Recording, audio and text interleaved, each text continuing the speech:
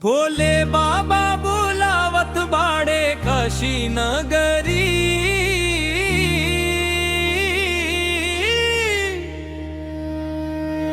चल से सजनवा भरी ले अंजूरी।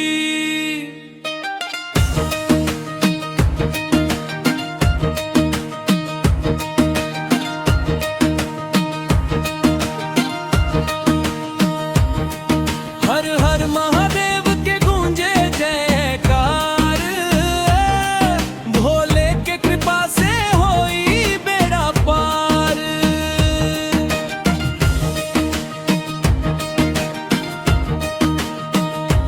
जटा से बहे गंगा माथे चंदा चमके। डमरू के धुन पर सगरी दुनिया फिर के। नंदी पर सवार त्रिशूल हाथ धरे। भक्तन के संकट पल भर में हरे।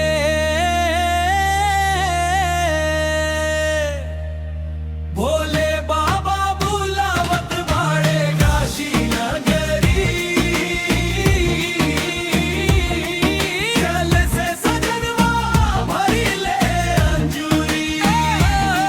भोले बाबा बुलावत बाड़े काशी नगरी। चल से सजनवा भरी ले अंजूरी। सावन के सोमारी मंदिर सजल बा। बेला पत्र चढ़ावे के मनवा मचलवा। भोले के भक्ति में डूबल संसार। शिव शंकर करी है सब कर उद्धार। बम बम भोले हर हर महादेव। तोहरे नाम से मिटे हर क्लेश। हौरा कृपा बन रहे जन्म जन्म।